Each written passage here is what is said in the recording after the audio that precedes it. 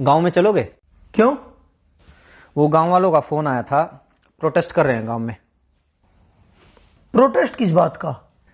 अपना सरकारी स्कूल था ना, बंद हो गया। अरे यार, बंद नहीं होया, वो मर्ज होया है। मर्ज मतलब? मर्ज मतलब अपना गांव में 2 सरकारी स्कूल थे, दोनों में बच्चे कम कम थे। अब दोनों को मर्ज करके एक स्कूल बना दिया। 2 स्कूल थे, हाँ। एक स्कूल बना दिया। हाँ, एक स्कूल वो तो बंद ही हुआ है। तो मैं इंग्लिश में बोल रहा हूं। पूरे हरियाणा में 300 से ज्यादा स्कूल बंद हो गए हैं। पूरे देश में 50,000 से ज्यादा स्कूल बंद हो गए हैं। और ये तो शुरुआत है। सरकार तो छाती ठोक के कह रही है कि और स्कूलों को बंद किया जाएगा, टीचर्स की पोस्ट को खत्म किया जाएगा। इसलिए गांव वाले अलग अलग गांव में प्रोटेस्ट कर रहे हैं इसके खिलाफ। अरे यार, गांव वाले तो पागल हैं, किसी बात की पूरी जानकारी है नहीं, बस प्रोटेस्ट कर दो शुरू। एक बात बता, जब कोई भी आदमी अपने बच्चों को सरकारी स्कूल में पढ़ाने को तैयार ही नहीं है तो उन स्कूलों का करेंगे क्या? कर दो बंद। एक बात बता, तू अपने बच्चों को सरकारी स्कूल में पढ़ाएगा? मतलब मैं अपने बच्चों को सरकारी बस में नहीं भेजता तो सरकारी बसों को खत्म कर दो। मैं अपने बच्चों को ट्रेन में नहीं भेजता तो ट्रेन को खत्म कर दो। मैं अपने बच्चों को सरकारी स्कूलों में नहीं भेजता तो सरकारी स्कूलों को खत्म कर दो। मेरे तो बच्चे ही नहीं हैं तो सारे देश के बच्चों को खत्म कर दो। ये क्या लॉजिक हुआ? अरे तू अपनी छोड़, एक बात बता, सरकारी स्कूलों में जितने टीचर्स हैं क्या वो अपने बच्चों को सरकारी स्कूलों में पढ़ाते हैं? उससे भी बड़ा सवाल यह है कि वो अपने बच्चों को सरकारी स्कूलों में क्यों नहीं पढ़ाते हैं? क्यों नहीं पढ़ाते? क्योंकि सरकारी स्कूलों को पढ़ने लायक नहीं छोड़ा गया है। स्कूलों में टीचर नहीं है। शायद ही कोई ऐसा स्कूल हो जहां पर जितने टीचर्स की जरूरत है उतने टीचर हों। बैठने के लिए ढंग की इमारत नहीं है, कमरे नहीं है। कई स्कूलों की तो छतें गिर जाती हैं जिस वक्त क्लास चल रही होती है। पीने तक का पानी नहीं है, बैठने के लिए बेंच नहीं है। यहां तक कि टॉयलेट तक भी ऐसे होते हैं कि अगर कोई चला जाए तो मरीज बन के वापिस आए। ऐसे स्कूलों में कौन अपने बच्चों को पढ़ाना चाहेगा?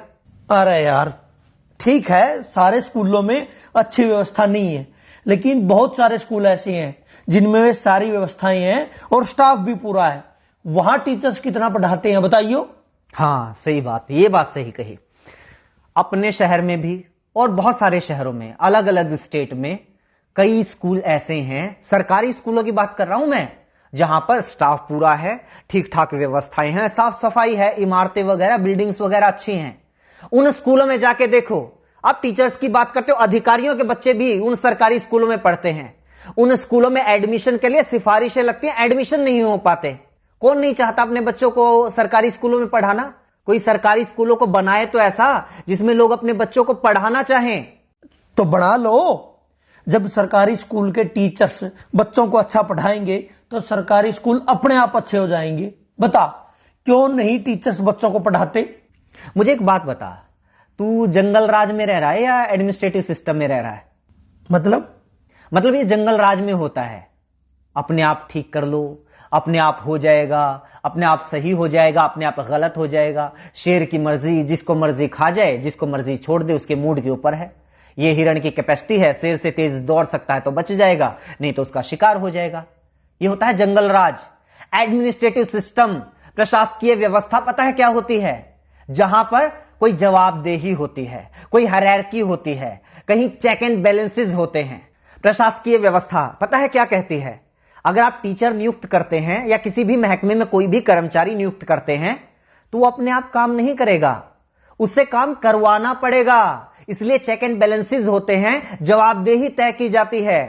टीचर्स को अगर नियुक्त किया गया है तो वो काम नहीं करेंगे या काम करेंगे, ये देखने के लिए हेडमास्टर या प्रिंसिपल को नियुक्त किया जाता है। और सिस्टम ये मानकर चलता है कि वो प्रिंसिपल भी अपनी मर्जी से काम नहीं करेगा, उसके ऊपर भी बीओ की नियुक्ति होगी और वो भी अपनी मर्जी से काम नहीं करेगा। उसकी जवाबदेही तय करने के लिए डीओ की नियुक्ति होगी। डीओ के ऊपर और अधिकारी होगा, उसके ऊपर और अधिकारी होगा, उसके ऊपर शिक्षा मंत्री होगा और उसके ऊपर मुख्यमंत्री होगा। यानी अगर कोई एक टीचर किसी स्कूल में सही से नहीं पढ़ा रहा है तो ये सिर्फ उस टीचर का फेलियर नहीं है, सिर्फ उसकी गलती, उसकी कमी नहीं है, ये पूरे के पूरे सिस्टम की, शिक्षा मंत्री की, मुख्यमंत्री तक की जिम्मेदारी है। ये पूरा का पूरा सिस्टम जब कोलैप्स होता है तब जाकर कोई कर्मचारी अपना काम सही से नहीं करता है। हद है यार, तुम तो ये कह रहे हो कि मतलब हिंदुस्तान के हरियाणा राज्य के जींद जिले के किसी तहसील के किसी गांव के किसी कोने में बने हुए सरकारी स्कूल में एक अध्यापक पढ़ा नहीं रहा तो उसके लिए जिम्मेदार शिक्षा मंत्री, उसके लिए जिम्मेदार मुख्यमंत्री है। उसका काम ही ये है। अगर शिक्षा मंत्री को यह नहीं पता है कि उसके टीचर्स ढंग से काम कर रहे हैं या नहीं कर रहे हैं, उनकी क्या जरूरतें हैं, क्यों अपना काम सही से नहीं कर पा रहे हैं, क्यों उसके स्कूलों से बच्चे कम हो रहे हैं, तो किसकी जिम्मेदारी होनी चाहिए? किस बात का शिक्षा मंत्री है वो? अगर वो अपने स्कूलों को सही से नहीं चला पा रहा है तो उसको हटाओ नौकरी से, किसी और को लगाओ। और क्या बात करते हो, सरकारी स्कूलों के टीचर्स अपना काम नहीं करते? यही सरकार होती है ना, यही सरकारी कर्मचारी होते हैं जब इन लोगों की ड्यूटी लगा दी जाती है कि जाके पता करो गांव में कितने लोग खुले में शौच करने के लिए जाते हैं। सुबह 4 बजे 5 बजे उठ के बाहर कौन पोटी करने के लिए जा रहा है, उनकी गिनती यही टीचर्स करते हैं। कभी परिवार पहचान पत्र बनाने में ड्यूटी लगा दी जाती है, कभी कावड़ियों की सेवा में लगा दी जाती है, कभी मेले और मंडियों में ड्यूटी लगा दी जाती है, और उन टीचर्स से यही सरकार काम लेती है। वो काम तो बड़े अच्छे से कर देते हैं टीचर्स। पता है क्यों? क्योंकि सरकार टीचर से वो काम करवाना चाहती है, शिद्दत से करवाना चाहती है, इसलिए वो काम करवा लेती है। लेकिन यही सरकार नहीं चाहती कि ये टीचर्स स्कूलों में पढ़ाएं। इसलिए मैं भी मानता हूं बहुत सारे टीचर्स अपना काम ईमानदारी से नहीं करते होंगे, क्योंकि उनको पता है कोई चेक एंड बैलेंस नहीं है, कोई जवाबदेही नहीं है, और सरकार खुद नहीं चाहती कि सरकारी स्कूलों में पढ़ाई हो, ताकि बच्चे धीरे धीरे स्कूलों से अपना नाम कटवा कर प्राइवेट स्कूलों में चले जाएं, फिर स्टूडेंट्स की संख्या कम हो जाए और सरकार को बहाना मिल जाए, बच्चे तो आ ही नहीं रहे, स्कूल बंद कर दो। ये ज्ञान देने वाले बहुत मिलेंगे। टीचर्स पढ़ाना शुरू कर दो तो स्कूल अपने आप अच्छे हो जाएंगे। लोग रिश्वत लेना बंद कर दो तो अपने आप करप्शन खत्म हो जाएगा। लोग साफ सफाई रखने लग जाएं तो अपने आप स्वच्छता हो जाएगी। लोग प्रदूषण फैलाना बंद कर दें तो अपने आप पर्यावरण अच्छा हो जाएगा। एडमिनिस्ट्रेटिव सिस्टम में लोग अपने आप नहीं करते, सिस्टम तय करता है कि आपको क्या करना है। देश चला रहे हो, यह सत्संग भवन नहीं चल रहा है यहां पे। चल ठीक है, ये जो पढ़ा रहे हैं या नहीं पढ़ा रहे, सैलरी पता है उनकी कितनी है? 70,000, 80,000। प्राइवेट स्कूलों में भी टीचर हैं 20-20, 25-25 हजार में, इनसे काफी अच्छा पढ़ाते हैं। इनकी सैलरी इतनी क्यों है? अब इस बात को तो क्या जवाब दूं? रुक एक बार, एक लिस्ट में इसी की निकाली थी मैंने। अपने देश में बहुत सारे लोगों को यह लगता है कि टीचर्स की सैलरी बहुत है, लेकिन जो दुनिया के अच्छे अच्छे देश है ना, जहां पर अच्छा एजुकेशन सिस्टम है, लाइफ लिविंग स्टैंडर्ड है, जहां का वीजा लगवाने के लिए दुनिया भर के लोग मरते हैं, उन देशों की बात कर। कनाडा में $1,00,000 सालाना, $1,00,000 सालाना टीचर्स की औसत इनकम है। पता है कितना हुआ? 1,00,000 को 80 से गुणा कर 80 लाख रुपए सालाना। बता महीने की कितनी सैलरी हुई? जर्मनी में 63,000 यूरो, वो भी लगभग 80 रुपए के बराबर है, उसको भी 80 से गुना कर।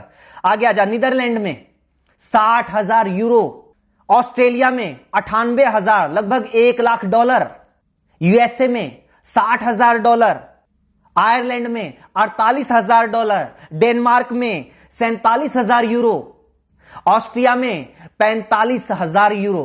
और तुम लोगों को यह लगता है कि हमारे देश में टीचर्स की सैलरी तो पता नहीं बहुत ज्यादा है। प्राइवेट स्कूलों में तो 20,000 में पढ़ा रहे हैं। जब सरकारी स्कूल वालों की 20,000 रुपए सैलरी कर दोगे ना, तो फिर 10,000 वाले आएंगे। वो कहेंगे कि हम 10,000 में पढ़ाने के लिए तैयार हैं। और जब 10,000 सैलरी कर दोगे तो 5,000 वाले आएंगे, और जब 5,000 कर दोगे तो 500 रुपए वाले आएंगे कि हम 500 रुपए में पढ़ाने के लिए तैयार हैं। और जब 500 कर दोगे तो वो लोग भी आएंगे कि जी बस 2 टाइम की रोटी दे देना, हम तो उसी में पढ़ा लेंगे। और जब वो भी कर दोगे तो वो भी आएंगे कि रोटी की भी जरूरत नहीं है, सिर छुपाने के लिए बस छत दे देना तो हम पढ़ा लेंगे। कितना नीचे जाओगे? बनना तो अमेरिका कनाडा है, लेकिन नीतियां तुम्हें सोमालिया जैसी चाहिए। इसीलिए तो हमारे देश के जो अच्छे वैज्ञानिक हैं वो मौका मिलते ही विदेश में कट लेते हैं। अच्छे इंजीनियर विदेश में चले जाते हैं, और अच्छे पढ़ाने वाले भी विदेश में चले जाते हैं। दुनिया का ढंग का ऐसा कोई विकसित देश उठाकर देख लो, वहां पर शिक्षा मुफ्त होगी या फिर बहुत थोड़ा बहुत खर्च करके कोई भी अपने बच्चों को अच्छी शिक्षा दे सकता है। स्वास्थ्य सेवाएं मुफ्त होंगी या फिर थोड़े बहुत खर्चे पर कोई भी अपना इलाज करवा सकता है। हाँ, ये आई बात, मुफ्त स्वास्थ्य सेवाएं मुफ्त, शिक्षा मुफ्त, ट्रांसपोर्ट मुफ्त। ये जो मुफ्त की रेवड़ियों वाला सिस्टम है ना, यही गलत है। क्यों दे भाई मुफ्त? एक तो ये बात गलती से मुझसे ही निकल गई, फ्री। फ्री क्या होता है? तो सरकार को टैक्स देता है, हाँ 28% तक जीएसटी देता है, दूध दही तक के ऊपर भी टैक्स है, पानी तक के ऊपर टैक्स है, कहीं इनकम टैक्स, कहीं प्रॉपर्टी टैक्स, कहीं जुर्माना है, कहीं टोल टैक्स, गाड़ी लो तो टैक्स, सुई लो तो टैक्स, हवाई जहाज लो तो टैक्स, 50 तरह के टैक्स देता है। पैदा होने वाले बच्चे से लेकर मरने वाले आदमी तक इस देश में हर कोई टैक्स देता है। एक भिखारी से लेकर अडानी अंबानी तक इस देश में हर कोई टैक्स देता है। लेकिन बदले में सरकार क्या देती है? अगर बदले में सरकार हमारे बच्चे को एजुकेशन तक नहीं दे पाती, बदले में सरकार हमारे बच्चे को हेल्थ सर्विसेज तक नहीं दे पाती, तो किस बात का टैक्स भाई? बात पता है क्या है? आज तो तुम लोगों की थोड़ी बहुत औकात हो गई है कि भाई 5-10 हजार रुपए महीने के तो अपने चिंटू मिंटू को पढ़ाने के लिए हम दे ही सकते हैं, इसलिए क्या करना है सरकारी स्कूलों का, करो बंद। अपने चिंटू मिंटू की चिंता है, लेकिन वो जो मनरेगा के मजदूर हैं वो कहां से लेके आएंगे भाई 5-5-10 हजार रुपए महीने की फीस? उनके बच्चे कहां पढ़ेंगे? मजदूरों के बच्चे, गरीब किसानों के बच्चे, उन लोगों के बच्चे कहां पढ़ेंगे जो लोग दिन में 100 रुपए कमा के लेके आते हैं और 80 रुपए का पौवा पी के सो जाते हैं बीवी को पीट के? वो बच्चे कहां जाएंगे? अगर ऐसी ही सोच कुछ साल पहले और लोगों की होती तो ना तो किसी मल्लाह के बेटे को अब्दुल कलाम देश के राष्ट्रपति बनना था और ना ही किसी चाय बेचने वाले के बेटे को प्रधानमंत्री बनना था। जाके पढ़ लो इन लोगों का इतिहास, जीवनियां। कौन से सेंट जोसेफ कॉन्वेंट स्कूल में पढ़े थे, इन्हीं सरकारी स्कूलों में पढ़ के इतने बड़े लोग बने हैं ये। और कॉन्वेंट स्कूलों में अपने बच्चों को पढ़ाकर चौड़ा होने वालों, याद रखना कुछ सालों के बाद अपने इन्हीं चिंटू मिंटू का नाम सरकारी कॉलेज, सरकारी यूनिवर्सिटी, सरकारी आईआईटी, सरकारी आईएएम, एनआईटी, सरकारी संस्थानों की लिस्ट में ढूंढते हुए मिलोगे। तब तो नहीं कहोगे कि ना हम तो अपने बच्चों को सरकारी यूनिवर्सिटी में नहीं पढ़ाएंगे, सरकारी कॉलेज में नहीं पढ़ाएंगे, हमें तो डीयू में एडमिशन नहीं चाहिए, पीयू में एडमिशन नहीं चाहिए, एमडीयू में केयू में एडमिशन नहीं चाहिए। तब भी पढ़ा लेना अपने बच्चों को प्राइवेट कॉलेज में या फिर प्राइवेट यूनिवर्सिटी में। पता है क्यों? क्योंकि प्राइवेट यूनिवर्सिटी से डिग्री करने वालों को तो मानते भी नहीं लोग कि ये सही डिग्री होगी, क्या पता फर्जी हो। ये रुतबा है आज भी सरकारी संस्थानों का, और कुछ साल पहले तक सरकारी स्कूलों का भी यही रुतबा था। लेकिन धीरे धीरे धीरे धीरे हालात ऐसे कर दिए कि आज सरकारी स्कूलों को बंद करने की मांग वो लोग कर रहे हैं जो खुद सरकारी स्कूलों में पढ़कर यहां तक पहुंचे हैं। मेरा ऊपर क्यों गर्म हो रहा है? मैं तो ये कह रहा हूं कि मतलब सारा सिस्टम ही खराब है। हाँ तो सिस्टम को सुधारो ना। ये क्या बात हुई? सरकारी स्कूलों को बंद कर दो, सरकारी अस्पतालों को बंद कर दो, सरकारी बस सेवा को बंद कर दो, सरकारी रेलवे को बंद कर दो। भाई ये सारी चीजें अगर सरकारी बंद हो जाएंगी, ये सारी चीजें प्राइवेट हो जाएंगी, तो फिर सरकार क्यों सरकारी होनी चाहिए? 20,000 रुपए में शिक्षा मंत्री भी मिल जाएगा, 25,000 रुपए मुख्यमंत्री भी मिल जाएगा। असल में तो फ्री में मिल जाएगा। असल में तो उल्टा मुख्यमंत्री शिक्षा मंत्री बनने के लिए पैसे देने वाले लोग मिल जाएंगे। इनको भी ले आओ प्राइवेट। सिस्टम को सुधारने की बात करो ना। टीचर्स को दोष देके नहीं नहीं बंद करो, इनकी ज्यादा सैलरी है। वैसे जितना इनका काम है ना, इनके लिए तो 10,000 भी ज्यादा है। मतलब मेरा चाचा का लड़का है, सुबेरे 8-9 बजे स्कूल में जाना, 2-2:30 बजे वापिस आ जाइए, हैं? संडे की छुट्टी, कई बार सैटरडे की भी छुट्टी, फिर होली दिवाली, मतलब छुट्टी पता नहीं कितनी छुट्टी होती है। तनख्वाह 60,000 70,000 रुपए। और यहाँ देखो दिन रात मतलब दुकान में काम करा, होली दिवाली कितने बार तो यार पता नहीं छुट्टी हुआ नहीं हुआ, 9-10 घंटे कम से कम दुकान खोलते हैं, दिन रात मेहनत करते हैं, तब जाके 2 पैसे आते हैं घर में। असली समस्या तो ये है ना, मेरी बुआ का लड़का सरकारी लगा हुआ है, मेरे चाचा का लड़का सरकारी लगा हुआ है, मेरे पड़ोस में सरकारी लगा हुआ है। पूरे मोहल्ले में एक बच्चे को नौकरी मिल जाए तो सारे मोहल्ले में आग लग जाती है। इस जलन का क्या करेंगे भाई साहब? बस लोगों को यह चाहिए कि भी हमारी एक आंख फूटी हुई है तो सामने वाले की दोनों फोड़ दो। और सरकार भी इस बात को बहुत अच्छे से समझ रही है, इसलिए तुम लोगों को बताती रहती है टाइम टाइम पे कि आज हमने किसानों की दोनों आंखें फोड़ दी, आज हमने मुसलमानों की दोनों आंखें फोड़ दी, आज जाटों की फोड़ दी, आज पटेलों की फोड़ दी, आज बैंक वालों की फोड़ दी, और अब ये सरकारी टीचर्स की फोड़ रहे हैं। तुम लोग खुश?